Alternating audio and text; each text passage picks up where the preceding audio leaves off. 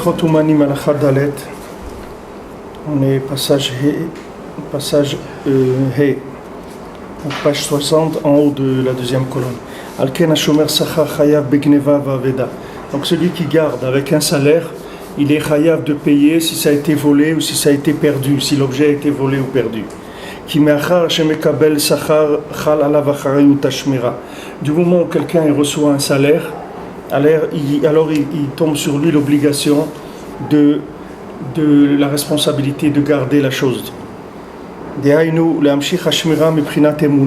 C'est-à-dire d'attirer la shmira à partir de la emuna. C'est-à-dire du moment où quelqu'un il a pris un salaire pour faire quelque chose, il doit élever automatiquement cet argent dans la emuna pour qu'il puisse y avoir une shmira sur la chose. D'accord ? Parce que l'argent c'est le moyen de consommation le plus grand qui existe. D'accord ? Quel est le plus grand moyen de consommation ? Quelqu'un il a devant lui une assiette pour manger, c'est de la consommation, mais si quelqu'un il a de l'argent, c'est beaucoup plus de la consommation que de n'importe quoi au monde, parce qu'avec l'argent il peut consommer ce qu'il veut après, ça dépend de la quantité d'argent. Donc dès que quelqu'un il rentre dans un yen d'argent, c'est-à-dire qu'il commence à prendre de l'argent, il faut tout de suite que cet argent-là il soit dirigé tout de suite vers la Emouna. Parce que si maintenant il n'est pas dirigé vers la Emouna, ça va entraîner le nezek des objets. C'est-à-dire ça va entraîner que ce qu'il est en train de garder, ça va être abîmé. C'est-à-dire ça va être attaqué par des mazikim. Parce que maintenant, s'il ne prend pas d'argent, on a dit, si quelqu'un il va tzedek, il dit voilà, bon, quelqu'un il vient, il me demande de lui garder son vélo, je garde son vélo, il n'y a pas de problème, il laisse dans mon garage, etc. Moi je ne prends pas d'argent. Du moment où je ne prends pas d'argent, alors je vais bénéficier de la garde automatique qu'il y a dans le monde, comme les arbres ils sont gardés par Hachem, ou tout ce qui est les animaux, etc. Tout ce qui fonctionne dans le monde, je reste dans un système de fonctionnement de la bria. Du moment où je prends de l'argent, je rentre dans une attitude d'exploitant. Dès que je rentre dans une attitude d'exploitant, je vais m'attirer tous les ennuis du monde. Alors moi, qu'est-ce qu'il faut que je fasse ? Il faut que je prouve que mon intention, c'est pas d'exploiter. Mon intention, c'est de donner. C'est pas de prendre. Maintenant, c'est vrai que quand vous voyez, là, je suis en train de prendre de l'argent pour le vélo. Mais moi, c'est pas pour prendre. Parce que cet argent-là, je vais l'utiliser pour Shabbat, ou je vais l'utiliser pour le donner à quelqu'un qui a besoin, ou n'importe quoi, ou pour ma parnassa. Si c'est pour ma parnassa, il n'y a pas de problème. C'est du fonctionnement. Je suis un être humain, j'ai besoin de manger, de m'acheter un pantalon, de payer mon loyer, etc. Ça, je n'ai pas encore réglé ces choses-là. Donc j'ai besoin de cet argent d'allocation du vélo pour payer ça. Il n'y a pas de problème. Je rentre dans la prina là, de tzedek. Même si je prends de l'argent. C'est de l'argent qui s'appelle tzedek. C'est-à-dire que c'est de l'argent qui me revient. Pourquoi il me revient ? Parce que j'ai besoin de vivre. Donc comme j'ai besoin de vivre, alors quelqu'un il m'a amené son vélo. Maintenant, moi j'ai besoin de vivre. Donc j'ai besoin d'utiliser l'allocation, l'argent d'allocation. Donc je suis toujours dans une prina de tzedek. Là. Tant que maintenant je travaille pour la parnassa, c'est-à-dire que maintenant ce que je fais, c'est pour me nourrir, pour me nourrir, m'habiller, payer mon loyer à moi et ma famille, etc. C'est des prinas tzedek. C'est-à-dire que je ne suis pas du tout rentré dans le principe de prendre quelque chose. Parce que pour l'instant, je ne prends pas. Regardez, cet argent-là, il va à l'EDF, il va au téléphone, il va aux vêtements, il va au loyer, etc. Donc, ce n'est pas pour moi. J'ai rien de cet argent-là. Donc, il ne faut pas que quand vous me voyez prendre de l'argent quand je travaille, de croire que moi, maintenant, j'ai une intention de consommer quoi que ce soit. Moi, je ne consomme pas. Je vis normalement, c'est tout. Maintenant, dès que je vais passer à un niveau d'argent qui est au-delà de la parnassa, c'est là où le problème, et les problèmes ils vont commencer. C'est-à-dire que maintenant, il faut que je prouve pourquoi je veux cet argent-là. Pourquoi maintenant je prends de l'argent ? À quel titre je prends de l'argent ? J'ai de quoi vivre maintenant, d'accord ? Maintenant, je veux plus. Maintenant, je veux des immeubles, des trucs, etc. Ok, pourquoi tu veux ça ? Si maintenant tu veux ça pour être un hyper consommateur, alors là tu rentres dans des dangers. C'est-à-dire que tu commences à rentrer dans le même concept que les clipotes. C'est-à-dire que tu commences à rentrer dans l'exploitant du monde. C'est-à-dire que c'est quelqu'un qui est venu, Pachout, exploiter ce que Hachem il a mis en place pour le servir. Toi, tu es venu, tu en as fait un business de ça. Puis qu'est-ce qui t'a dit de faire un business? Tu es venu, maintenant, tu prends des forêts, tu vends le bois et tu t'enrichis avec ça. Mais ces forêts, elles ne t'appartiennent pas. Le monde, il ne t'appartient pas. Le monde, il appartient à Kadosh Baruch Hu. Qu'est-ce que tu es venu exploiter le monde? Ah, maintenant, tu as besoin du bois pour te faire un lit, une table et tout. On ne parle pas, ça c'est normal, c'est pour ça que ça a été fait. Il n'y a aucun problème. Mais maintenant, tu es en train de déraciner une forêt entière pour t'acheter un immeuble. Il faut que tu prouves. Qu'est-ce qu'il y a derrière ça? Qu'est-ce que tu veux maintenant? Ah, tu veux construire des maisons à loyer modéré ou des trucs? Il n'y a pas de problème. Il n'y a aucun problème. Il y a des gens qui sont très riches, dans l'Am Israël, par exemple, il y a la famille Reichmann au Canada. C'est des gens qui ont des bureaux et des bureaux de tzedaka. C'est des gens à une époque, ils ont payé, par exemple, tous les gens qui étudiaient la Torah, ils leur payaient les remboursements des crédits des maisons. Si quelqu'un venait, son travail c'était d'étudier la Torah toute la journée, eux ils remboursaient le crédit de sa maison directement. Il n'avait pas besoin de s'occuper de ça. C'est des gens qui ont des grosses affaires, mais c'est des gens, ils ont des centaines de gens qui travaillent dans la gestion de leur tzedaka. C'est-à-dire c'est une entreprise de tzedaka. C'est-à-dire maintenant lui, qu'est-ce qu'il va faire avec tous ces milliards là? Il n'a pas besoin. Lui, il n'a pas besoin. C'est des gens simples. Si vous les voyez, c'est des gens très simples. C'est pas des gens qui sont... Mais c'est des gens simples. Maintenant, qu'est-ce qu'ils font? Ils savent que maintenant, ils ont été choisis par Hachem pour gérer l'argent d'Akadosh Baruch Hu dans le monde. Donc voilà, ils l'utilisent pour ce pourquoi il faut l'utiliser. Du moment où la personne, elle rentre dans des gains qui dépassent ses besoins, on parle des besoins normaux, même sa voiture, même s'il a besoin d'une deuxième voiture pour sa femme, s'il a besoin de tout ce qu'il a besoin pour vivre. Maintenant, au-delà de ça, il commence à être un exploitant de la bria. Dès qu'il est exploitant de la bria, il passe du côté des clipotes. Donc il va commencer à avoir des problèmes. Par rapport à moi, telle situation un peu, je sais que je travaille, et maintenant, est-ce que, bon, tout à l'heure, mon métier c'est dans l'immobilier. Maintenant, est-ce que quand d'un coup il y a une aubaine ou des circonstances qui font que si je rends un service ou je fais quelque chose d'autre, je peux gagner de l'argent. Qui ne rentre pas dans mon... Si Dieu il veut me donner ma parnassa dans mon domaine à moi, normalement je dois l'avoir dans mon domaine. Dans tout ce que je vais prendre à côté, dans des services, je ne sais pas, quelqu'un dit bien, rends-moi service, fais-moi visiter Jérusalem aujourd'hui. Non, et j'ai le temps, et on peut le faire. Ou fais-moi telle mitzvah. Maintenant, est-ce que ça c'est aussi prendre de l'argent qui n'est pas attribué à toi, parce que tu peux faire ça gratuitement. C'est pas par rapport à ton travail. Non, ça c'est pas. Non. Si maintenant toi tu n'as pas besoin. Tout le monde a besoin. Non, c'est pas vrai. Tout le monde n'a pas. C'est pas vrai. Tout le monde n'a pas besoin. Dans mon cas, je peux dire, non, moi j'ai fait mon ishtadlout de telle heure à telle heure. Maintenant, quand on vient, quelqu'un me dit, prête-moi ton vélo, garde-moi mon vélo. Ça, c'est un truc que tu dois faire en tant que shomer chinam. Tu ne dois pas commencer à chaque fois. Non, tu peux. Si maintenant toi, tu es encore dans une situation où tu as besoin de parnassa, tu peux faire 3 métiers par jour pour ta parnassa. Il n'y a pas de problème. Il n'y a pas de problème sur ça. Hachem il peut donner parnassa parce que de la même manière. Je crois que Dieu, tu as fait ton prix. Maintenant, à chaque fois, là, parce que tu peux.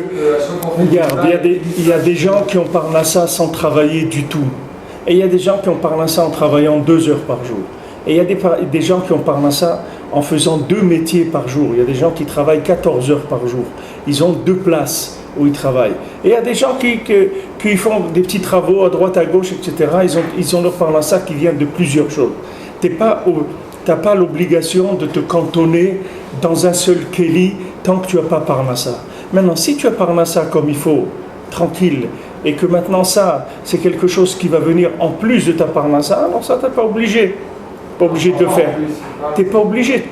Non, si c'est pas en plus, il n'y a pas de problème. Tu peux faire. On ne se tromperait pas par rapport au cri que tu as fait. Je t'explique, David. C'est la même chose. Tu vas dire pourquoi, si j'étudie la Torah toute la journée, pourquoi je vais pas étudier la Torah toute la journée? Pourquoi je vais aller travailler?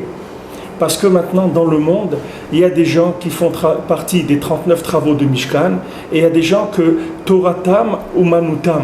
C'est-à-dire que eux, quand ils étudient la Torah, ils réparent le monde comme quelqu'un qui travaille pour faire une table ou un banc. Maintenant, si quelqu'un Torato ou Manuto, que sa Torah c'est son métier, comme Rabbi Shimon Bar Yochai, par exemple, alors là, il n'y a pas de problème. Mais si quelqu'un n'est pas Rabbi Shimon Bar Yochai, il a intérêt à aller pointer à l'usine et à aller travailler. Parce que maintenant, si on va lui dire, et on ne t'a pas amené dans le monde pour être oisif. Et donc, alors, cette personne qui fait Shomer Chinam, c'est du zèle alors quand il fait du Shomer Chinam, s'il a besoin d'argent? Si maintenant, quelqu'un, s'il a besoin d'argent, il n'a pas le droit d'être Shomer Chinam.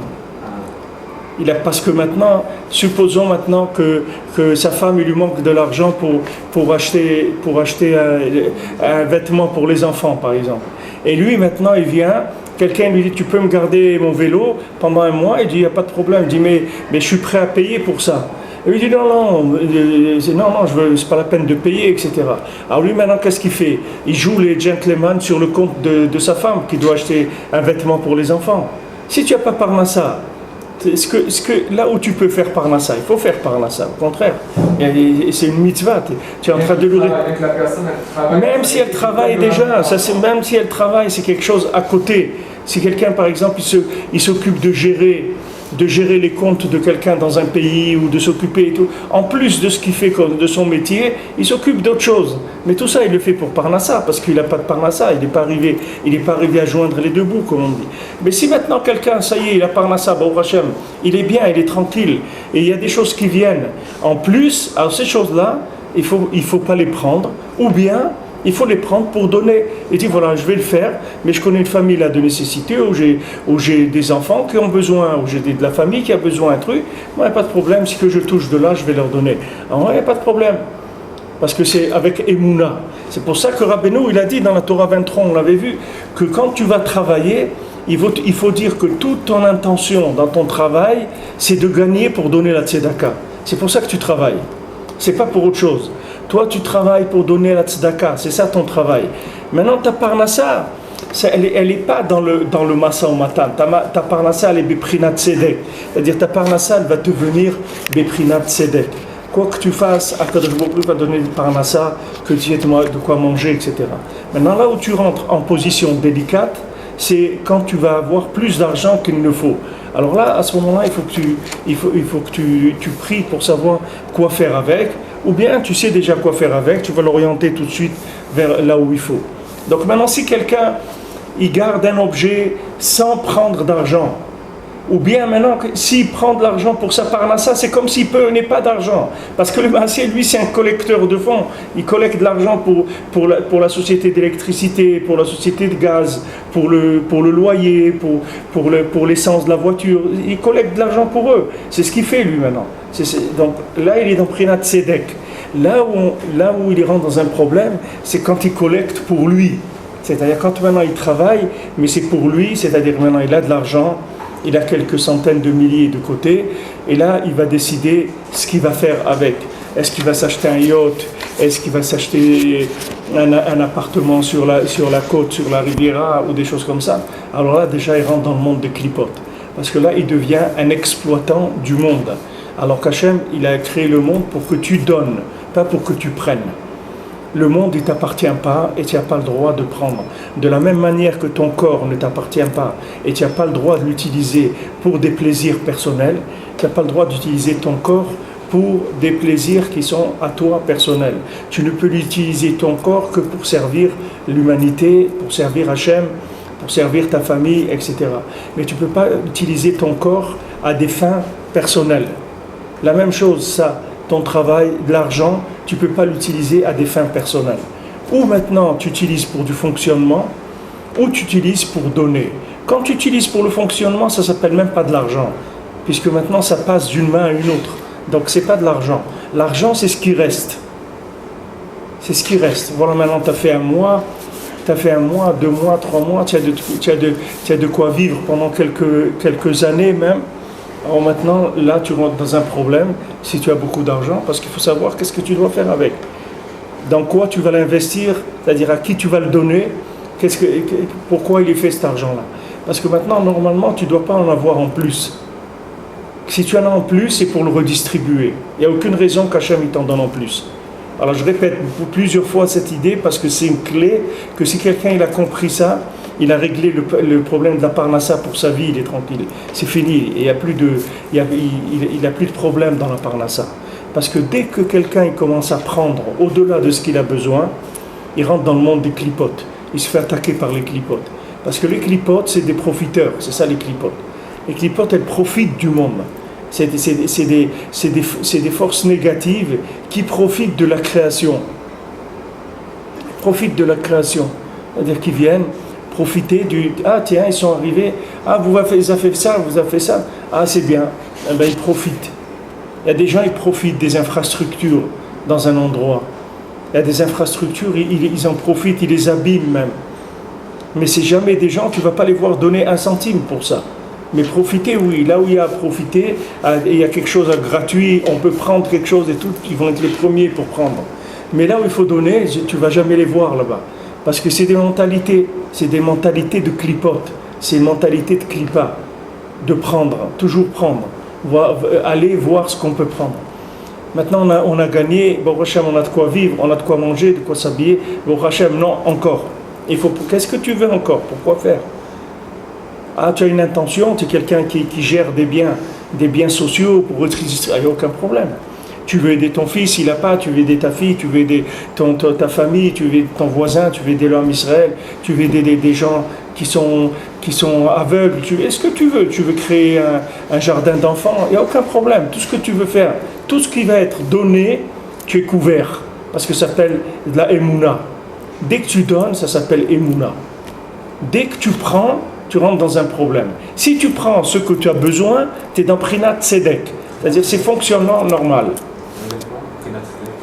Ça veut dire c'est le principe de justice, c'est-à-dire que et ça te revient à juste titre, c'est-à-dire que quelqu'un sur terre il a besoin de manger, c'est normal qu'il travaille, il a besoin de s'habiller, de nourrir sa famille, c'est normal qu'il ait besoin d'argent. Maintenant tu vois un salaire, tu vois en Israël, il y a le salaire moyen des gens, voilà, c'est 9000 shekels, c'est le salaire moyen d'un Israélien. Hein? Peu moins, 8500. Non, ils ont fait paraître 9000. J'ai entendu ça, il est rare. Aujourd'hui, c'est peut-être autre chose. Ah, ça a baissé peut-être. Moi, j'ai vu 9000 il y a quelques jours. Bon, c'est pas grave, c'est important. Mais voilà, en Israël, quelqu'un qui ne gagne pas 9000 shekels, il est en dessous de la moyenne. Pour aujourd'hui, quelqu'un en Israël. Mais en plus, il faut voir sur quelle base de famille. C'est quelqu'un, il a 8 enfants ou 7 ou 8 enfants, 9000 shekels, c'est rien du tout. Ça ne suffit pas. Mais on parle d'une famille moyenne, peut-être qu'il compte un couple avec 2 enfants. Alors voilà, ils ont besoin de 9000 shekels pour vivre. Mais ça, il faut savoir que ce n'est pas beaucoup. C'est quelque chose qui est... Il y a quelqu'un jusqu'à 15-20 000 shekels par mois, ça va. Il ne s'appelle pas qu'il est un... On parle maintenant quand il y a de l'argent, quand il y a de l'argent mamash, on ne parle pas maintenant. Quelqu'un qui a 20 000 shekels ou 50 000 ou 100 000 shekels. Ce n'est pas de l'argent, on parle de quelqu'un qui a de l'argent mamash, qui a des moyens de faire des choses. Alors là, cet argent-là, il faut savoir qu'il ne lui appartient pas. Ça, il faut qu'il le sache, que c'est clair. Parce que lui, il n'en a pas besoin. Donc maintenant, cet argent-là, s'il va être orienté vers de la consommation, ça s'appelle de l'avodah zara mamash. C'est-à-dire c'est de l'idolâtrie mamash. Et si cet argent-là, il est utilisé pour donner, alors ça s'appelle Emouna, ça s'appelle réparer le monde. Ça s'appelle le Mishkan, la Emouna, réparation du monde. Cet argent-là, je l'ai utilisé pour moi, pour m'enrichir, pour avoir encore des biens et des biens et des biens, c'est de l'avodah zara pure. Maintenant, si j'ai des biens, et ces biens-là, par exemple, je les loue à moitié prix aux gens qui ont besoin, ou des choses comme ça, alors ça y est, ça devient une entreprise de bienfaisance, il n'y a aucun problème. Mais le klal, il n'est pas chou, je le répète 10 fois, parce que si vous avez compris ça, béhémet, si ça vous est rentré dans le cœur, une fois pour toutes dans votre vie, c'est réglé. Le lien de l'argent, il est réglé complètement. C'est fini. Vous savez exactement où aller, quoi faire, comment l'utiliser, tout est réglé, c'est fini. Et aussi, on est protégé des clipotes. Parce que les clipotes, elles arrivent là où ça dépasse. Dès que ça déborde, les clipotes, elles arrivent. Les clipotes, elles ne viennent pas où quand le verre il est juste à moitié plein ou 3/4 plein ou juste plein. C'est quand ça commence à déborder que les clipotes, elles arrivent.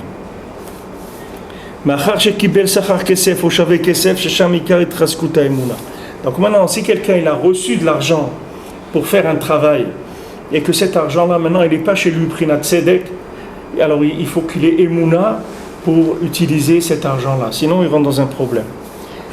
Alors, c'est pour ça qu'un artisan, il s'appelle Shomer Sachar. Quelqu'un qui travaille, c'est un Shomer Sachar, c'est-à-dire c'est un gardien qui touche un salaire.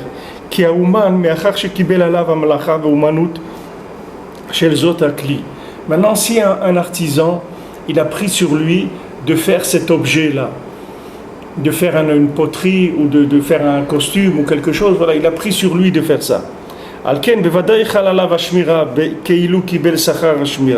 C'est sûr que maintenant, il a aussi l'obligation de garder cette matière première-là, comme s'il il assurait la garde de ces choses-là. Puisque maintenant, il a dit, moi, je vais vous fabriquer un costume. Donc la personne, elle lui a payé le tissu ou lui a amené le tissu. Donc maintenant, il devient gardien de ce tissu. Il doit faire attention qu'il ne s'abîme pas. Parce que maintenant, qu'est-ce qui va réparer la Oumanut? Qu'est-ce qui va faire réparation de la Oumanut? C'est que la Emouna. Qu'est-ce qui permet de travailler? Qu'est-ce qui permet d'être un artisan? C'est que la Emouna qu'on a dit, puisque Oumanut, ça vient du mot Emouna. Qui est canal, puisque maintenant on a dit que l'artisan, il ne peut arriver à faire son travail de façon parfaite que par la Emouna. C'est-à-dire c'est pas lui qui va arriver à faire de façon parfaite. Comment l'homme est arrivé à découvrir les possibilités de transformation de la matière dans le monde? C'est rien qu'avec la Emouna. C'est la Emouna qui fait que l'homme il découvre à chaque fois des nouvelles choses, des nouvelles possibilités. Voilà, il découvre une nouvelle possibilité des bienfaits de telle chose, de telle chose. Maintenant on arrive avec le plastique, on arrive à faire ça, ou avec toutes ces choses-là. Qu'est-ce qui fait que l'homme il découvre tout le temps des choses? C'est la Emouna qui fait découvrir. Quand quelqu'un il est un Ouman, ça veut dire que c'est quelqu'un qui rentre dans la Emouna pour la transformation de la matière première du monde. Alors maintenant, on lui a amené un tissu, de ce tissu, il va en faire un costume. Qu'est-ce qui fait qu'il transforme le tissu en costume? C'est la Emouna. C'est ça qui donne la Oumanut. Parce que toute Oumanut, elle vient des 39 travaux du Mishkan. Toute Oumanut, c'est un cli pour faire résider Hachem dedans. C'est des angles seulement. Il y en a un qui est coordonné, il y en a un menuisier, il y a qui est un tailleur. Tout ça, ce sont des angles, comment révéler Hachem dans le monde. Et quand maintenant je viens travailler, je commence à faire ma Oumanut, alors je rentre automatiquement dans la Emouna pour pouvoir faire mon travail. Donc maintenant quand quelqu'un il a reçu, quelqu'un est venu lui dit voilà, je voudrais faire chez vous un costume, il dit voilà, alors vous me donnez d'abord l'argent du tissu, ça coûte tant, voilà, il a le tissu, maintenant la personne lui a payé le tissu. Dès que maintenant la personne lui a payé le tissu, il devient Shomer Sachar du tissu. Ça devient un gardien du tissu avec salaire. Puisque maintenant ce tissu-là, il s'est engagé à en faire un costume.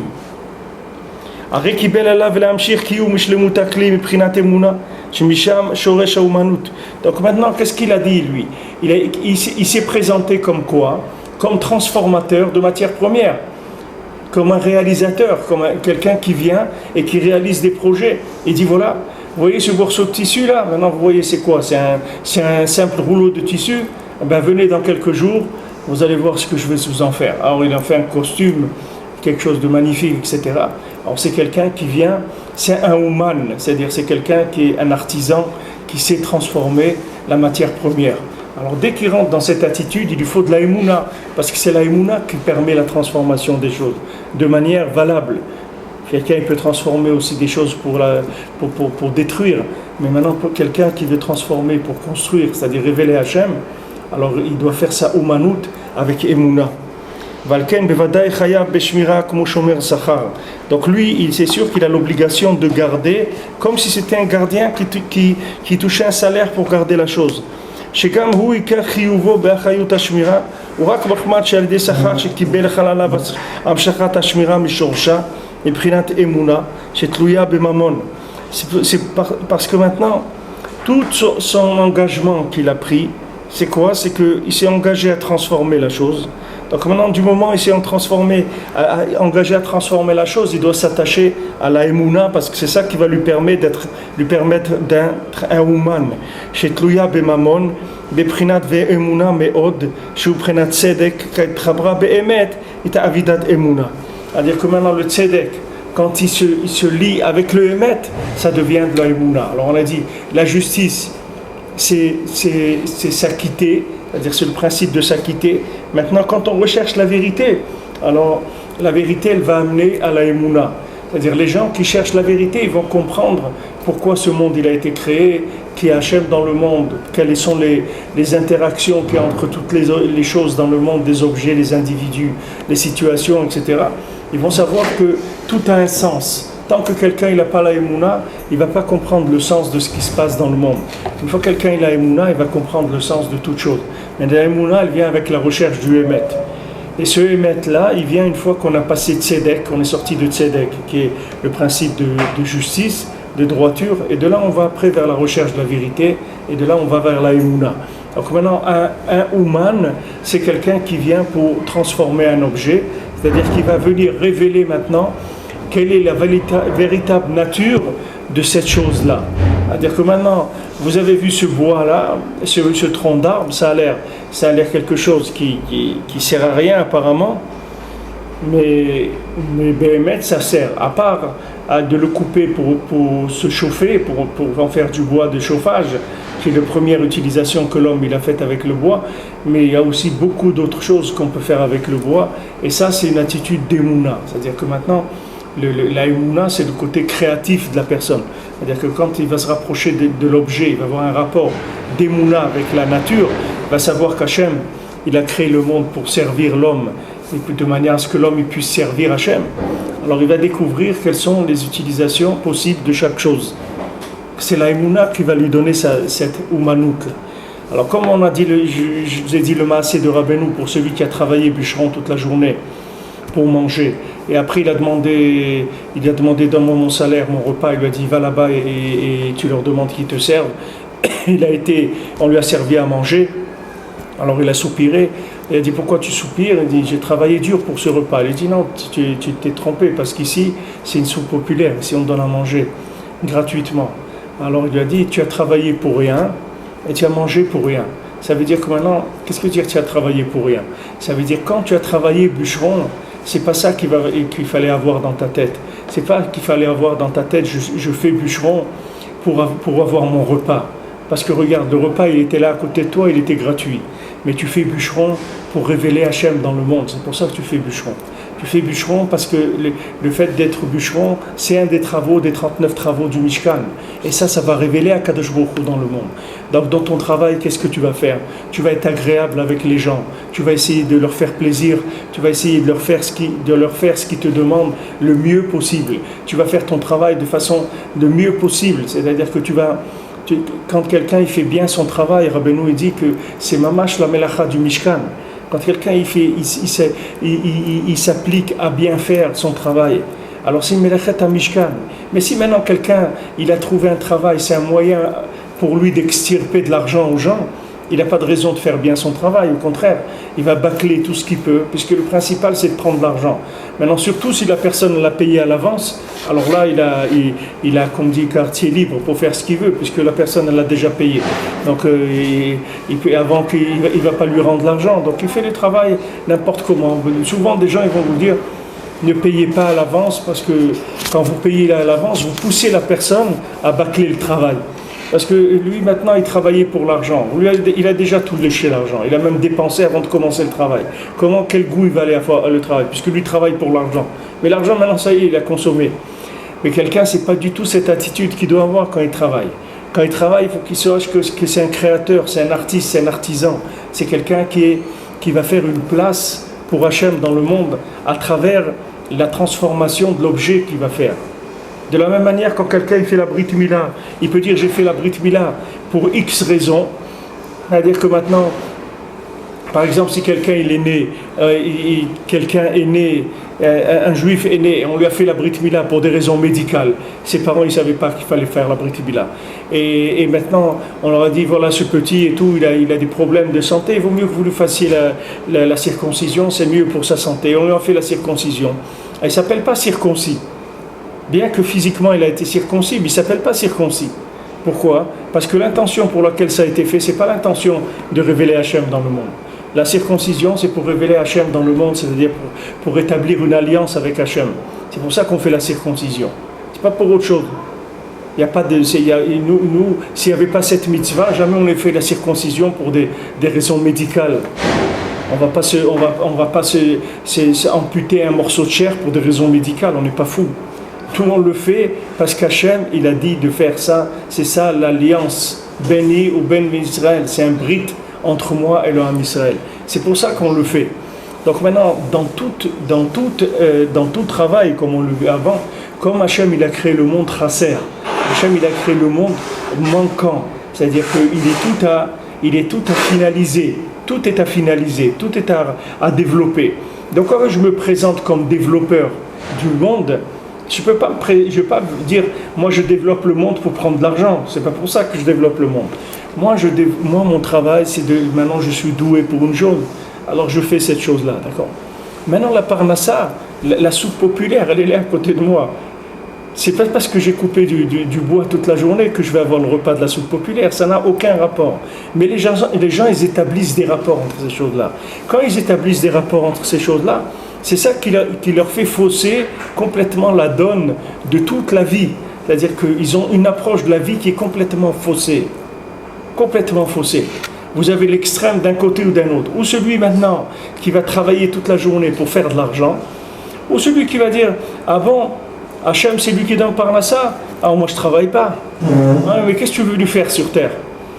Ah je ne sais pas, par exemple, je vais étudier la Torah toute la journée et tout, mais il dit, pourquoi tu vas étudier la Torah toute la journée ? Qui tu es toi pour étudier la Torah toute la journée ? Qu'est-ce que tu vas faire avec ta Torah ? Tu vas enseigner la Torah en Israël, tu vas devenir un possèque en Israël, tu vas être quelqu'un qui chauffe des bancs. Qu'est-ce qu'on doit te payer, nous, pour que tu chauffes des bancs ? Quand il y a des gens qui sont à l'université toute leur vie, on va leur donner une bourse. Allez à l'université, lui dire j'ai 40 ans, il faut me donner une bourse parce que je suis intéressé par les civilisations aztèques, j'ai envie d'apprendre ça. On va dire monsieur, si vous voulez apprendre ça, vous l'apprenez à vos frais. Mais nous, on finance les études jusqu'à tel âge pour former des gens qui vont travailler. Maintenant, si vous avez 40 ans et vous êtes intéressé par les civilisations aztèques, c'est très bien, mais faites-le à vos frais, nous on ne finance pas ça. On n'a pas d'organisme qui fait ça. Qu'est-ce que tu dis, Jacob ? Je disais que un juif, il a été aussi créé pour étudier la Torah. Aussi, oui. Oui, pour étudier la Torah. Ouais. Aussi. Et si jamais il étudie la Torah toute la journée, il n'a pas fait une transition s'il est en mesure de le faire. Si, il faut qu'il vérifie qu'il soit fait pour ça, c'est tout. Comme maintenant, si et comment il peut savoir s'il est fait pour ça ? Le Shtipler, il a fallu 5 ans pour qu'il s'aperçoive qu'il a été fait pour ça. Et on voulait le renvoyer pendant toutes les années de la Yeshiva. À la 5e année, ils l'ont gardé. Parce que lui, il savait que c'est à soi qui devait arriver. Tu prends le Rav Eliashiv Alav Shalom ou des gens comme ça, et ils avaient ça en eux. Tu n'as pas besoin d'attendre qu'il ait 20 ans pour commencer à étudier la Torah. Depuis le Cheder, depuis l'âge de 3 ans, 4 ans, tu vois un enfant qui est fait pour étudier la Torah toute la journée. C'est un métier comme un autre. Il y en a qui se déclenchent après. Il y en a qui peuvent se déclencher quand ils sont petits. Il y a Rabia qui s'est déclenché à 40 ans. Il y a des gens qui ne se déclenchent pas forcément. Mais c'est ça, on essaie d'être honnête. Mais ça, c'est des exceptions, mon ami. Mais tu es d'accord que si maintenant quelqu'un il se prend pour un chirurgien, il rentre dans un hôpital et dit moi je suis chirurgien. Alors il dit c'est bien. Il dit alors vous avez des papiers tout ça. Non, il dit il faut me croire. Et problème, donnez-moi un bistouri puis je commence. C'est tout. Tu comprends bien qu'on va pas lui donner. Eh bien ça c'est exactement la même chose. Ne crois pas que c'est différent. Quelqu'un il se présente comme étudiant talmudique. Ok. Étudiant talmudique, il n'y a pas de problème. Moi, tous mes enfants, mes khatanim et tout, je dis aucun problème. Il dit, moi je veux étudier la Torah. Je dis, aucun problème. Moi je t'aide pendant 3 ans. Au bout de 3 ans, on s'assoit et je vais te dire si tu es capable d'étudier la Torah ou pas. Et je vais te dire au bout de 3 ans. Si au bout de 3 ans, je vois des résultats, que maintenant tu es quelqu'un qui est fait pour ça, il n'y a pas de problème. D'accord? Si quelqu'un, tu le mets maintenant à l'université, tu vois qu'il a redoublé la première année 3 ans, mais il vaut mieux que tu le sortes, le pauvre. Tu es en train de lui faire perdre sa vie. C'est la même chose, ça. Si quelqu'un il s'est assis dans un collège 3 ans, au bout de 3 ans, il est pas plus avancé que ce qu'il était quand il a commencé. C'est-à-dire, tu ne vois pas quelqu'un qui s'oriente vers un professionnalisme. C'est pas Torato ou Manuto. Tu comprends? Il ne s'oriente pas vers un professionnalisme de la chose. Donc laisse tomber, c'est tout. C'est pas laisse tomber, Shalom. Tu as l'obligation d'étudier la Torah jour et nuit. Mais étudier la Torah jour et nuit, non, tu es pas sans être payé.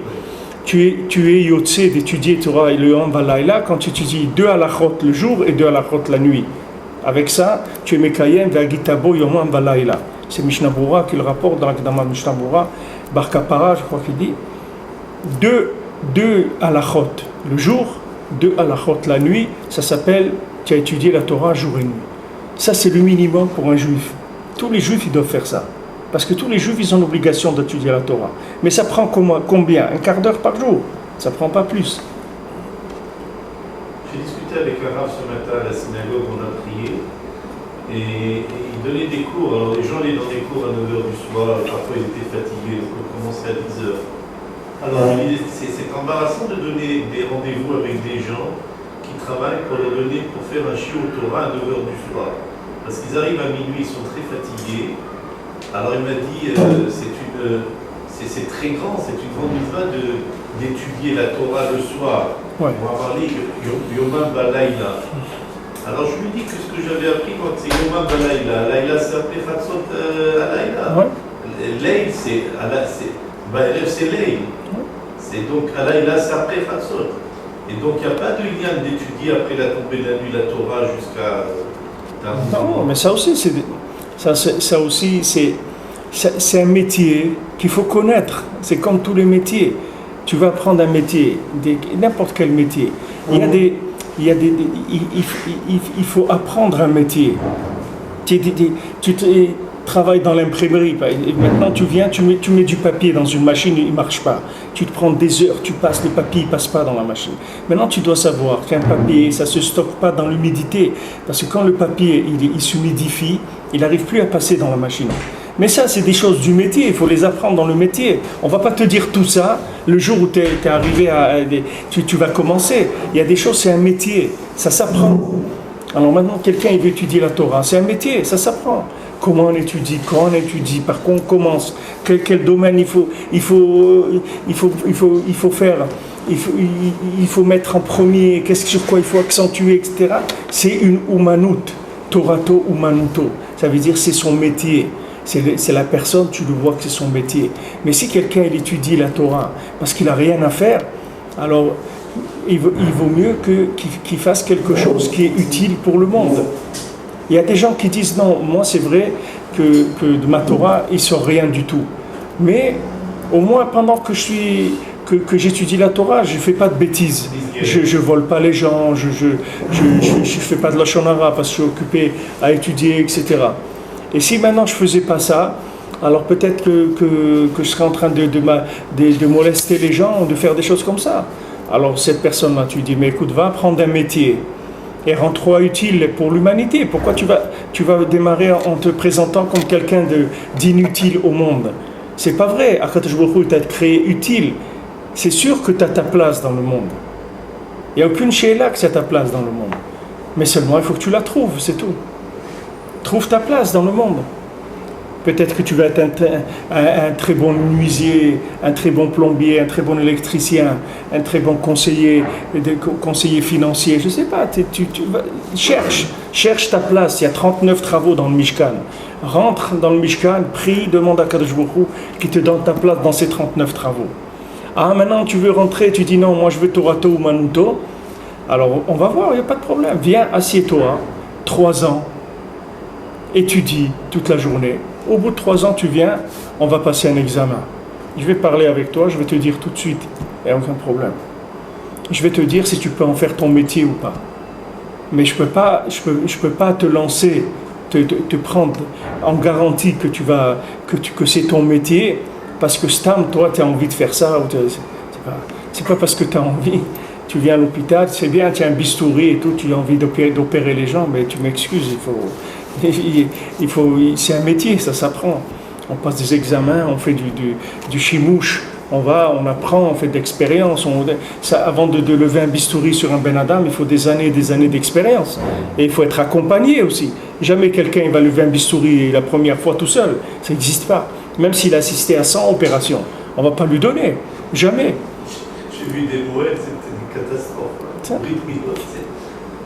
Alors maintenant, quelqu'un il vient parce qu'il croit que c'est la Torah, parce qu'il croit que c'est la Torah, il croit que c'est quartier libre. Il a dit on y va, il n'y a pas de problème. Ah ouais, j'étudie toute la journée. Tu étudies toute la journée, qu'est-ce que tu es en train de faire? Tu es en train de faire quoi? Qu'est-ce que maintenant, voilà, tu vas faire ça des années, maintenant tu vas venir donner dîner cheshbon, tu vas donner des comptes devant le Beddin Shel Ma'ala. On va te dire, première question, Nasata venatata be'emuna. Oui? Alors, première question. Alors on attend la réponse. Alors on dit, non, moi j'ai pas travaillé dans ma vie. Ok? Alors, qu'est-ce que tu as fait? J'ai étudié la Torah. Ok? Donc la Torah c'était ton métier. Torato ou Manuto. C'est-à-dire que tu as décidé que la Torah c'est ton métier. D'accord? Alors qu'est-ce que tu as fait? Voilà, lui il était cordonnier. Dans sa vie, il a fait 253 825 paires de chaussures qui a servi à ce que les gens, ils ont été là, ils ont pu marcher, etc., ne pas se blesser, aller à la synagogue au Shabbat, ou faire des choses, travailler, etc. Okay. Maintenant, toi, ta Torah, c'était ton métier. Ok, qu'est-ce que tu as fait avec ta Torah? C'est-à-dire, qu'est-ce que tu as produit pour le monde? Tu as produit quoi? Ben voilà, j'étais sophère, j'écrivais. Ah, bon, très bien, c'est pas.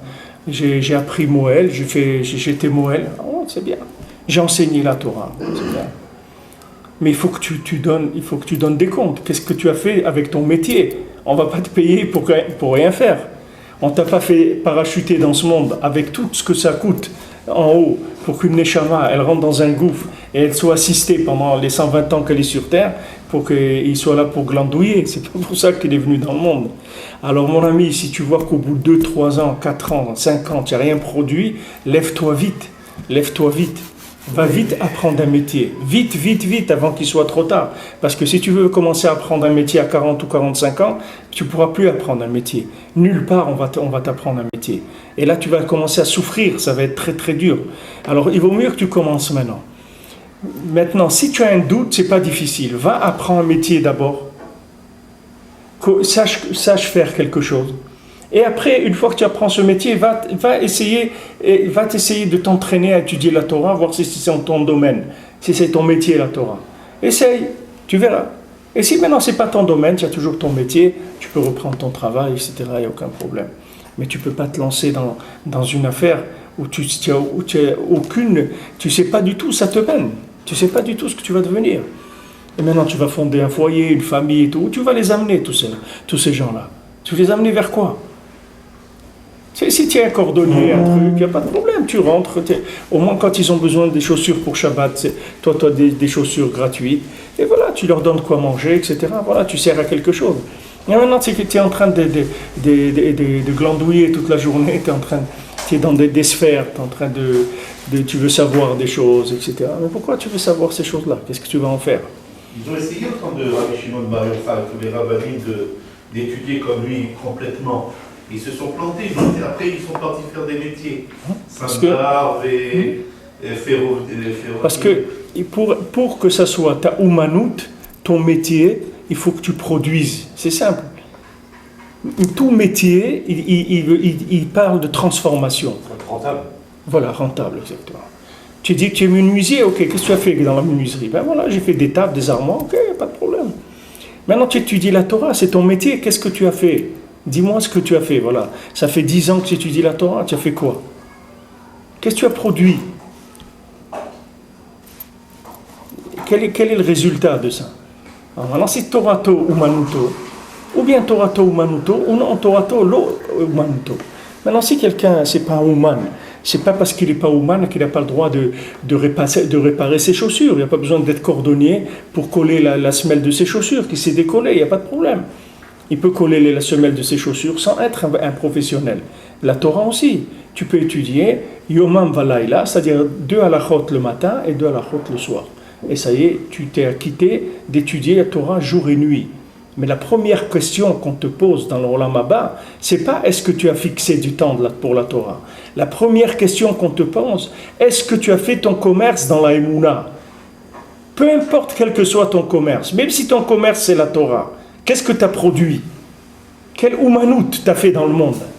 Qu'est-ce que tu as produit? Ok, tu te présentes comme le Chacham, voilà, tu es le plus grand orfèvre du monde. Ok, en 3 mois, tu as appris un métier qu'il faut 3 ans pour l'apprendre et tu es le plus grand orfèvre du monde. Ok, qu'est-ce que tu as fait avec ça? Montre-moi le bijou que tu as fait, montre-moi le costume que tu as fait, montre-moi ça. Alors là, il n'y a pas de problème, on t'a payé, on t'a donné une bourse pour que tu fasses quelque chose, il n'y a aucun problème. Tu as fait ça, il n'y a pas de problème. Alors, mais pour la Torah, la rentabilité est où pour la Torah? Qu'est-ce qu'on doit ressortir? Si c'est ton métier, la Torah, tu vas voir que tu vas être utile pour l'homme Israël. Soit tu vas être un enseignant, soit tu vas être un décisionnaire dans la halacha, soit tu vas être quelqu'un spécialiste dans la cacheroute. Tu vas faire quelque chose dans le domaine de la Torah, c'est-à-dire pour tout ce qui est les métiers de la Torah. Il y a beaucoup de métiers de la Torah. Il y a la sofroute, il y a la shrita, il y a Moël, il y a Dayan, il y a beaucoup de métiers dans la Torah. Et maintenant, il faut que tu aies un métier dans la Torah. Tu ne peux pas dire j'étudie la Torah comme ça. J'étudie pour étudier. C'est-à-dire j'étudie pour étudier, mais il faut produire quelque chose dans le monde. L'étude en elle-même, tu vois bien que ce n'est pas la première question qu'on te pose. Si c'était la chose la plus importante, on t'aurait proposé en première question, est-ce que tu as étudié la Torah toute la journée? Et après tu aurais répondu, voilà... oui ou non, voilà ce que j'ai fait, etc. Mais c'est pas ça qu'on te demande. Et même dans la question qu'on te demande dans la Torah, on te dit, est-ce que tu as fixé un temps pour la Torah? C'est ça qu'on te demande. On te demande d'avoir tous les jours un moment fixe pour la Torah. Ça oui. Ça, n'importe qui étudie la Torah, il faut qu'il étudie fixe. Même s'il étudie 10 minutes, mais il faut que ça soit fixe, ces 10 minutes. À la même heure, tous les jours. Parce que ça, c'est ce qu'on te demande. C'est-à-dire, dans cette étude de la Torah, il faut que tu te rentres dans quelque chose de fixe. Tu ne peux pas faire n'importe quoi. Même si c'est un petit moment, mais fixe tous les jours. Pas une fois le matin, une fois le soir, une fois le... Non, tu dois étudier Yom Valaila, un petit peu le jour, un petit peu la nuit, mais il faut que ça soit fixe. Mais la première question, c'est est-ce que maintenant, qu'est-ce que tu as fait comme Umanout de ta vie?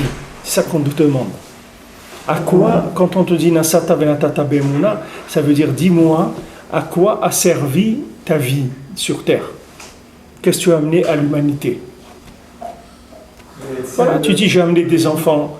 Ces enfants, bon, Hachem, regardez, je les ai éduqués dans la Torah, ils sont bien. C'est des enfants corrects. Ils respectent leurs prochains, ils respectent leurs femmes, ils sont eux-mêmes. Ils sont des gens qui ont un bon nom, etc. C'est bon, Hachem, ça c'est un métier en soi. Etsem Alimoud, que la personne, Etsem Alimoud, c'est un métier, même s'il est. Pourquoi il n'aurait pas le droit? Il gagne 4 000 shekels par mois dans un collège, qu'il soit au lieu de travailler au supermarché avec 4 000 shekels. Etsem Alimoud, quelqu'un il travaille, il dit toi, assis-toi, au lieu d'être à la main collègue avec 4 000 shekels, tu viens ici et tu dis, Etsem du Limoud de la Torah, t'as ta paye, et c'est la même chose, parce que lui qui serait là au super, il gagnerait la même chose. Et il dit, ok, alors moi il faut qu'il soit à sa place.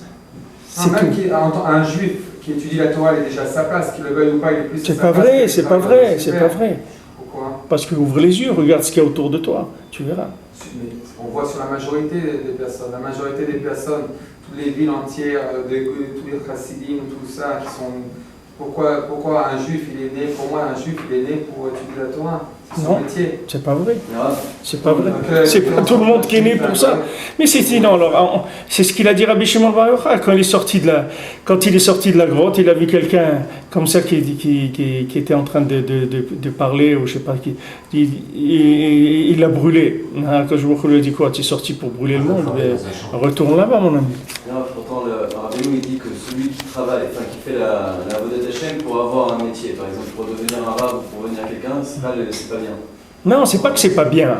C'est pas que c'est pas bien. C'est quelqu'un qui est en train d'apprendre un métier, c'est tout. C'est ce que je te dis, c'est une humanoute.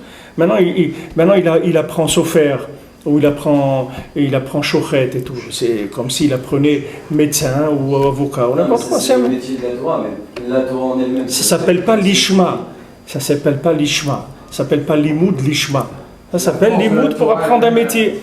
La force de la Torah elle-même, elle n'a pas une force par rapport à la personne, qu'au lieu qu'il soit dans un supermarché ou caissier ou tout ça, la Torah elle-même, elle n'a pas une force de zikour sur la personne. Si la personne, elle est à sa place, il n'y a aucun problème. Mettre le juif à sa place. On l'a dit déjà plusieurs fois, il y a une personne sur 10 000 qui peut étudier la Torah toute la journée. Le reste des gens, ils ne peuvent pas. C'est tout. La plupart des gens dans le monde, ils n'ont pas été créés pour pouvoir étudier la Torah toute la journée. Il y a des gens meyuchadim qui peuvent faire ça. La plupart des gens, ils ne peuvent pas faire ça. Il vaut mieux qu'ils se rendent utiles d'une autre façon. Parce que là, il ne va pas être utile pour le monde. Maintenant, s'il apprend un métier dans la Torah, comme il dit, alors c'est comme au lieu d'aller à l'université, il apprend un métier dans la Torah. C'est un métier, il s'est rendu utile. Mais tu sais ce que ça veut dire d'étudier l'ishma toute la journée, les Shem Hashem. Mais qu'est-ce que ça veut dire? Alors qu'est-ce qu'il fait? C'est pas l'ishma, c'est quoi? Ou tu apprends un métier, ou tu étudies l'ishma. Mais qu'est-ce que ça veut dire? C'est pas l'ishma. Tu étudies l'ishma, tu es malgain sur le dor. C'est-à-dire tu étudies l'ishma, tu te lèves la nuit, à Chatzot, tu étudies jusqu'au matin, tu étudies les Shem Hashem, tu répares le monde par ton étude. C'est ça, il n'y a pas de problème. Combien de gens dans le monde ils peuvent faire ça? Si maintenant quelqu'un ne peut pas faire ça, qu'il fasse un métier dans la Torah. S'il ne peut pas faire un métier dans la Torah, qu'il fasse un métier qui n'est pas dans la Torah. Mais quelqu'un il doit avoir une place dans le monde. Maintenant, se présenter comme quelqu'un qui a un limoud, l'ishma, et que son limoud, c'est pour élever la shrina, la sortir de la galoute, il faut que tu aies les épaules solides pour prendre une responsabilité comme ça. Et celui qui travaille, enfin, bon, il a rempli son devoir envers la famille, il a pour sa parnassa, il est utile dans le monde aussi. Okay? Maintenant, Nasata, il arrive dans notre monde, est-ce que vraiment ce que tu as fait, c'est d'après la halakha, ou bien tu as fait ce qui est, comme tu comprends avec ton cerveau humain, etc. Donc il doit apprendre comment la scène de la Témémouna, il doit apprendre dans la Torah. Mais c'est pour son métier qu'il apprend. Il parle toute la journée, et il doit savoir aller à la Shonana. Maintenant, il y a des problèmes dans le couple, où il veut respecter sa femme.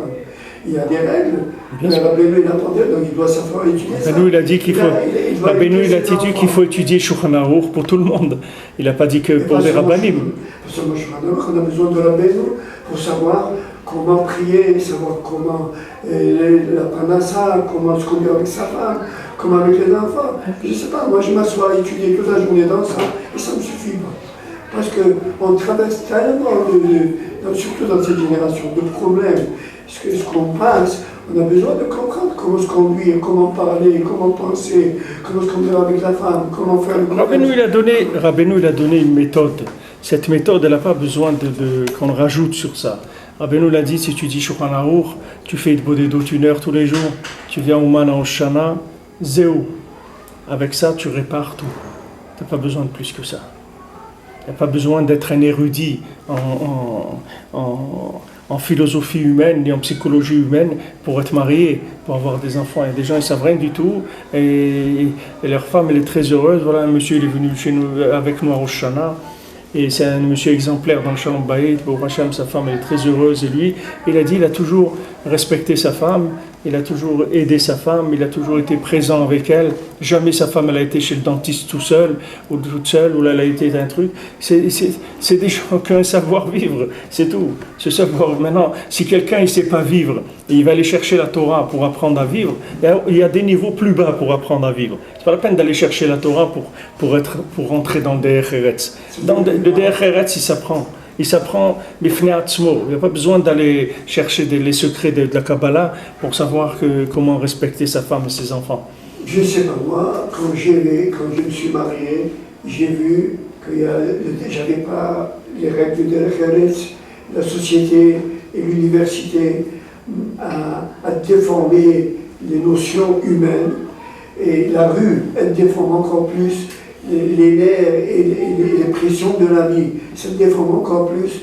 Et Baruch Hashem, ma femme me dit, depuis que tu es dans Blastem et tu es dans la Torah, tu n'es pas la même personne. Donc je vois que quelqu'un de déformé, s'il n'a pas la Torah et la société, elle déforme tout le monde. Et si on lui apprend le métier et une demi-heure tu étudies le soir, eh bien, il va rester avec les mêmes défauts, les mêmes nerfs et les mêmes problèmes. Donc, dans cette génération, je crois, on a besoin d'être dirigé par non seulement la halakha, mais la Bible, il nous dit comment respecter la femme, comment éduquer les enfants, comment quand on a un problème de santé. Ok, Amram, c'est déjà dit. Rabbeinu, il dit 1 heure hitbodedut, Shulchan Aruch, Uman Rosh Hashanah. Zéro. Il n'y a pas besoin plus que ça. Avec ça, tu répares tout. Avec ça, tu t'appelles un tzaddik. Avec ça, tu as réparé le monde. Avec ça, tu as réparé ta neshama. Et avec ça, tu peux être tranquille que tu arrives devant le Beit Din Shema'ala. Personne ne va t'embêter. Maintenant, tous les chemins que tu peux imaginer qui peuvent réparer, être intéressants, être bien, tout ça, c'est des spéculations individuelles. Il y a un maître de la génération. Ce maître de la génération, il est clair. Oui, mais je vais faire une des doutes. Mais je ne sais pas sur quoi faire une des doutes. La prière sans la Torah. Rabbeinu, il dit que l'idbo des doutes. Rabbeinu, il dit pour l'idbo des doutes, c'est même pour les enfants. Rabbeinu, il dit même un enfant, il doit faire l'idbo des doutes. Donc tu vois bien qu'il n'y a pas besoin de savoir des choses pour faire l'idbo des doutes. Si un enfant de 6 ans, il doit faire l'idbo des doutes, qu'est-ce qu'il sait un enfant de 6 ans pour faire l'idbo des doutes? Non, c'est sûr. Il faut changer les Torah quand tu veux. C'est ça l'essentiel de l'idbo. Il faut changer sa Torah en Torah. Alors, transformer. On ne dit pas maintenant qu'il ne faut pas étudier, c'est pas ce que je suis en train de dire, mais il ne faut pas t'en faire ton métier. C'est tout ce qu'on est en train de voir ici. C'est que si maintenant quelqu'un il dit ma Torah c'est ma Umanout, qu'est-ce que je fais dans ma vie? J'étudie la Torah. Il faut qu'il prouve qu'est-ce qu'il a produit avec sa Torah. C'est tout. Comme dans tous les métiers, c'est ça. Comme dans tous les métiers. Tous les métiers, bien sûr, tous les métiers. Il veut être subventionné. À quel titre il veut être subventionné? Qu'est-ce qu'il fait? Alors voilà, il amène. Voilà ce que j'ai fait. Il amène la liste des choses qu'il a fait. Mais il ne peut pas maintenant venir inventer, improviser, faire des choses. Il y a des drachim. Rabbeinu, il a dit la soto de Torah Tfila, mais là, il te des doutes. Quand tu parles avec Hachem, de ce qui se passe dans ta vie, c'est ça c'est déjà la soto de Torah Tfila. Il y a des gens, ils ont voulu dire que, par exemple, l'écouter Tfilot, ça peut être considéré comme la des doutes. Alors, Ravram Ben Amnachman, il a dit Béchoum, enfin, jamais on peut considérer l'écouter de Philot comme l'Eidbo des doutes. L'écouter de Philot, c'est l'Eidbo des doutes de Rabbi Nathan, mais ce n'est pas la tienne. La tienne, c'est toi, tu t'appelles Shimon Pouzaglou, tu habites là, tu es né là, tu as tel problème que tu t'énerves, que tu as envie d'aller tuer quelqu'un ou n'importe quoi. Voilà, c'est ça ta vie à toi. Maintenant, cette vie-là, il faut que tu la traduises en Tfila. Tu viens devant Hachem, tu dis voilà, Hachem, j'ai des pensées comme ça, j'ai des trucs, voilà, je ne sais pas pourquoi ça me vient, et je demande de m'aider, etc. Tu as fait Torah Tfila, ça veut dire ta vie, tu l'as transformée en prière. Maintenant, si tu es arrivé comment tu sais ce que ça veut dire transformer Torah en Tfila? C'est-à-dire que tu sais comment il faut vivre la Torah avant de la transformer en Tfila. Comment il faut aller avec une Torah avant de la transformer en Tfila. Tu sais, étudie Beyoun, parce que passe tous les jours, 1 heure par jour sur une Torah de l'écouter Moran, et après tu vas voir qu'est-ce que tu vas sortir, comment tu vas prier sur ça. Et de prier, il faut que tu sois concerné, il faut que tu sentes que tu la vives la Torah. Il faut que tu sentes que tu as un rapport avec cette Torah, qu'elle te parle. Après tu vas commencer à prier sur la Torah. Mais c'est pas si tu étudies intellectuellement, jamais tu vas faire mes Torah de Fila. Jamais, il faut que tu te sentes concerné. Pour que tu te sentes concerné, il faut que tu aies un makom. Il faut que tu aies un makom. C'est la Torah qu'on voit aujourd'hui dans le voile. C'est une Torah que de rigueur. Alors, si c'était une Torah qui venait du Lishma, normalement, vu tout ce qu'on étudie, tout ce qu'on fait, ça devrait être une Torah de douceur. Une Torah que tout le monde est là où on voit que c'est bonhomme, il n'est pas à sa place, donc il est dans les nerfs. Donc ce qu'il produit, c'est des nerfs. C'est une Torah de nerfs. Regarde les familles, regarde les gens, regarde la politique, regarde tout ce où ils ont été les gens avec la Torah. Dans quoi ils ont atterri les gens. Regarde dans quoi ils ont atterri. Il y a des gens avec beaucoup de Torah. Regarde où ils se sont retrouvés dans leur vie. Alors que si cette personne-là, elle avait été cordonnier, je peux te dire qu'elle aurait fait beaucoup moins de dégâts dans sa vie. Beaucoup moins de dégâts dans sa vie. Alors que les gens, voilà, ils se lancent dans des trucs. Parce qu'ils sont capables, ils ont de la mémoire, par exemple. Ils étudient, ils retiennent beaucoup. Alors, parce qu'il a la mémoire, ça y est, il croit que maintenant il doit devenir un grand rave parce qu'il a un cerveau qui enregistre beaucoup la Torah. Mais c'est pas vrai. C'est pas vrai. La mémoire, elle peut servir à beaucoup de choses. Elle n'est pas obligée de servir pour ça, spécialement. Le lien, c'est d'avoir un makom et il ne faut pas se tromper, c'est tout. Dans le Mishkan, il y a 39 travaux. Maintenant, choisis, va chercher lequel qui est ton métier, c'est tout. Et si maintenant tu décides que Torato ou Manuto, alors il ne faut pas te tromper, c'est tout. Sois sûr de ce que tu fais. Si maintenant ça, c'est le résultat de prières et de conseils de rabbanim, etc., il n'y a pas de problème. Nous, ce qu'on a vu à Breslev, c'est clair. Le derer, il est clair. C'est pas à peine à chaque fois de ramener des chokmot. C'est clair. Rabbeinu, il a dit des choses claires. Rabbi Nathan, il a dit des choses très claires. Si maintenant, ta Torah, c'est que tu es en train d'étudier et tu oublies de manger, si quelqu'un ne vient pas te rappeler que tu n'as pas mangé depuis un jour ou deux, tu vas oublier de manger, ça c'est le siman que tu fais pour étudier la Torah toute la journée. Si maintenant tu as des creux dans l'estomac, toutes les heures ou toutes les 10 minutes, alors sache que ce n'est pas fait pour étudier la Torah. C'est tout, c'est simple, c'est pas compliqué. Si tu as besoin d'un café toutes les heures, si tu as besoin d'un téléphone, si tu as besoin de ça, tout ça veut dire que tu n'es pas fait pour étudier la Torah.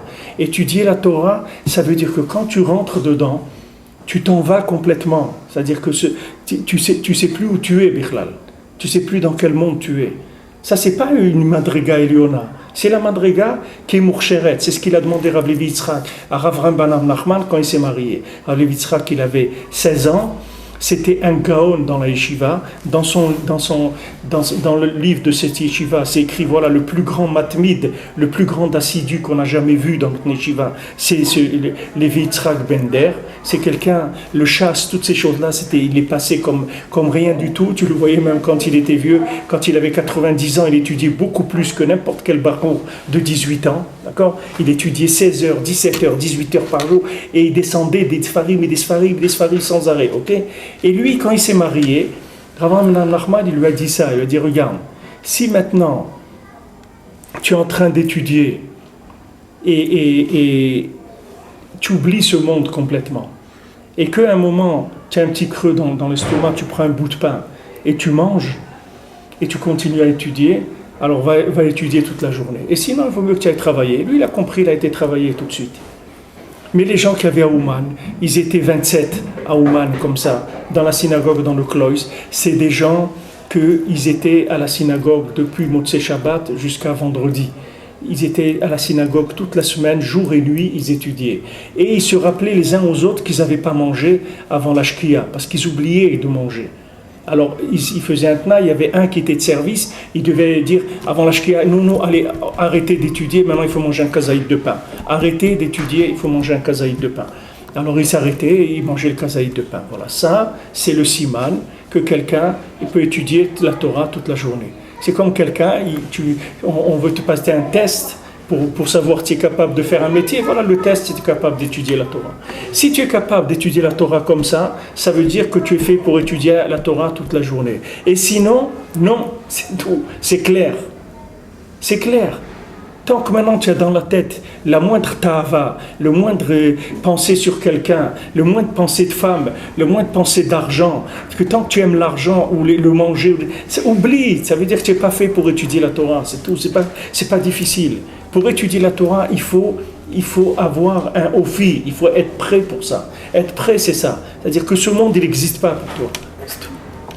Des gens, Torato ou Manuto, ça veut dire que ce monde, il n'existe pas. Tu vois Rav Eliashiv, et Rav Eliashiv, c'était un décisionnaire d'Halacha. C'est pas quelqu'un comme Rav Shmuel Shapira qui était dans l'ombre totale de tout. Rav Shmuel Shapira, c'était quelqu'un, il étudiait jour et nuit et il était dans l'ombre. Il n'avait pas de métier. C'est quelqu'un, il était au kotel tous les soirs à Chatzot. C'était Tikkun Chatzot jusqu'à qu'il y ait du sang qui sorte de ses poumons. Et c'était tous les soirs et des années comme ça. Et c'était des Ovdei Hashem Mamash, que Avodat Hashem.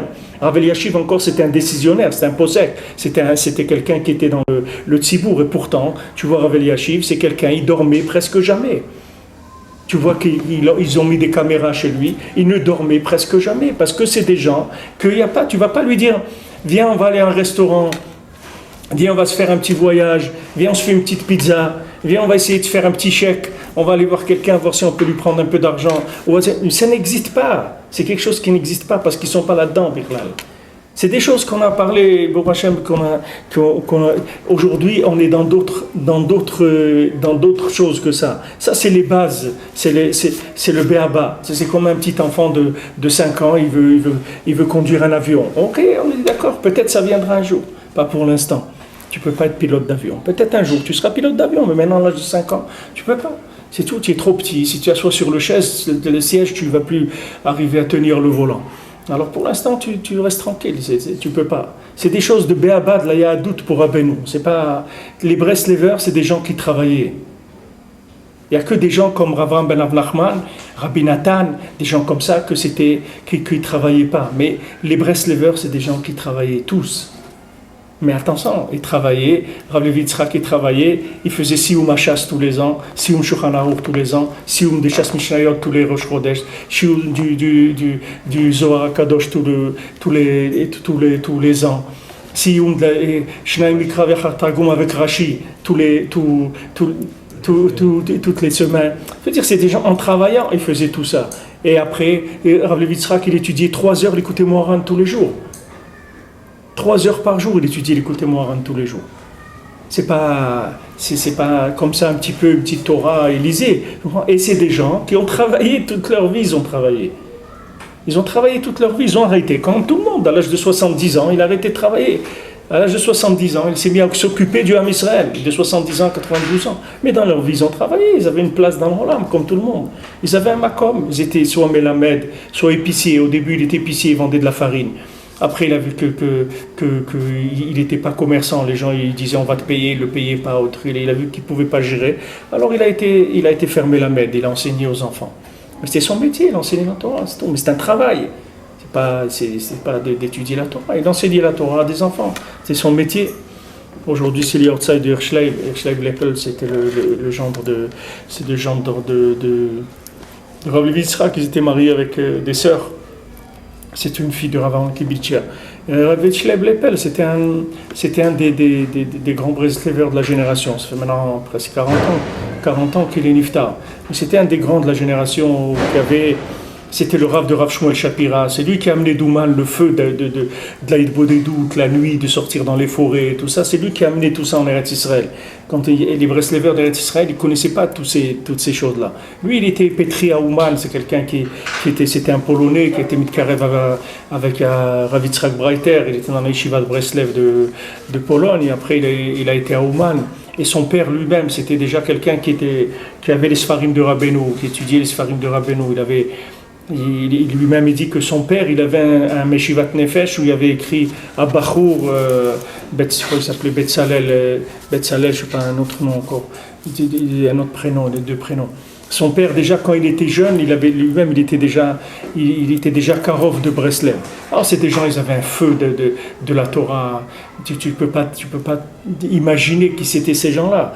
Ces gens-là, quand il est tombé malade, Rav Hirschleib, il était très malade. Là, aux médecins, ils lui ont donné des médicaments et tout. Tous les médicaments qu'ils lui donnaient, il les jetait. Et sa femme dit, tu as pris.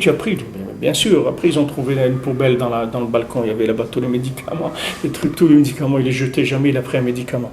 Mais c'est pas des gens qui faisaient ça, ils s'amusaient pas. C'était des gens ils étaient complètement dedans. Ils étaient dans un autre monde complètement dans un autre monde. C'est ça qu'il faut comprendre. Si tu veux faire de la Torah ton métier, tu dois être un Ben Olam Haba dans l'Olam Hazé déjà. Mais quelqu'un, il veut la Torah et la pizza et l'argent et les femmes et le kavod et la musique. Ça va pas avec ça. Même chez les goïms, c'est comme ça. Voilà, une femme, elle n'a pas payé ses impôts tout dans de l'argent, ils l'ont fait sortir de son poste. Pourtant, elle avait un poste à la mairie de Paris. On peut pas. C'est des choses, ça ne marche pas avec. Alors maintenant, quelqu'un, c'est un baltava, pas de problème. On t'a pas dit maintenant on comprend, la plupart des gens, c'est des consommateurs, ils aiment ce monde. On le sait, c'est pour ça qu'on te dit, va travailler au Mishkan. Quand tu vas travailler au Mishkan, tu vas révéler Hachem dans ton makom. Et à ta place, en tant que cordonnier, en tant qu'épicier, en tant que n'importe quoi, tu vas révéler Hachem. Et de là, tu vas arriver à t'arranger. De là, tu vas te réparer, Be'emet. Parce que se réparer, c'est qu'avec la méthode de Rabbeinu, sinon c'est pas intéressant de se réparer. C'est pas une réparation. Sache que si tu n'as pas utilisé les kélim de Rabbeinu pour te réparer, ça s'appelle pas une réparation. La réparation ne se fait que si tu as utilisé les kélim que le tzaddik il a donné, sinon ça s'appelle pas une réparation. Mais pas toutes, c'est des choses de base. C'est bien, je sais pas, de temps en temps qu'on le rappelle, une fois tous les 2 ans, peut-être c'est bien de rappeler ça.